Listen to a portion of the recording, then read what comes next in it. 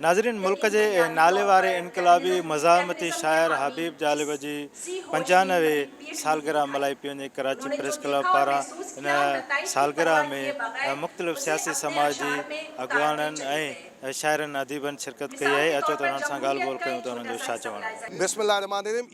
जेको बैकयार्ड आहे न, बैकयार्ड हू बैकयार्ड है जिते सब का पहिरियों भेरो ऐसे दस्तूर को सुबह बेनूर को मैं नहीं मानता, मैं नहीं मानता, सब का पहिरीं जेका हबीब जालिब हिन बैकयार्ड में ही पड़ी हुई।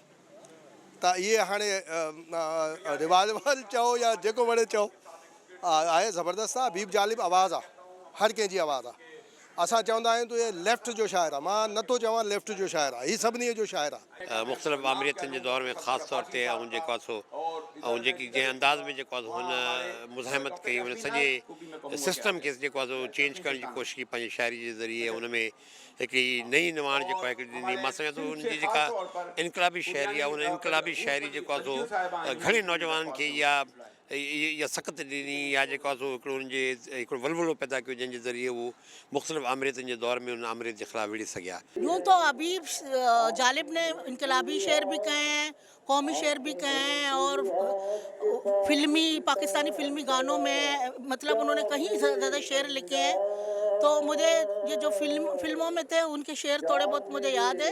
उसका एक शेर है कि ये एजाज़ है उसने आवारगी का, जहाँ भी गए दास्तां चौड़ाए, मेरा ही ईमान है मोहब्बत मोहब्बत की कसम। देख रहे हैं कि बड़ी तादाद में मुख्तलिफ़ वॉक्स ऑफ लाइफ से लोग यहाँ पे आए हैं, तो इसका मतलब ये है कि जालिब साहब चूँकि शायर अवाम कहलाते थे, तो उनका जो भी मुकालमा था अपनी शायरी के ज़रिए, अपनी नज़मों के ज़रिए, वो बराह रास्त आवाम से था।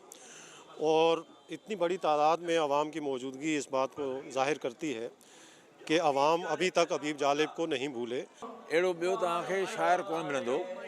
शेर ॿियनि शाइरनि पढ़िया हूंदा, सुठा पढ़िया हूंदा, पर हबीब जालिब कॾहिं बि कंप्रोमाइज़ कोन कयो। हाणे हबीब जालिब जी कई डायमेंशन्स आहिनि, पर हाणे हिते आउं सिर्फ़ु तव्हां हिकिड़ी ॻाल्हि थो ॿुधायां त हुन जी सिंध सां छा मुहबत हुई। शाइरनि लेखकनि जूं ॻाल्हियूं ॿुधियूं। संदन जो चवणु हुयो त हबीब जालिब इनकलाबी मज़ाहमती शाइर हो, जंहिं हर दौर में मज़लूमनि जे हक़नि लाइ आवाज़ु उथारियो ऐं पंहिंजी शाइरीअ ज़रिए उन्हनि पंहिंजो पैगाम पहुचायो। ऐं उन्हनि जो चवणु हो त इहे जेके अहिड़ा प्रोग्राम आहिनि इहे थियणु घुरिजनि त जीअं हबीब जो जेको पैगाम आहे उहो अॻिते वधी सघे। कैमरामैन काज़ी आलार सां गॾु अल्ताफ़ चन्ना, KTN न्यूज़, कराची।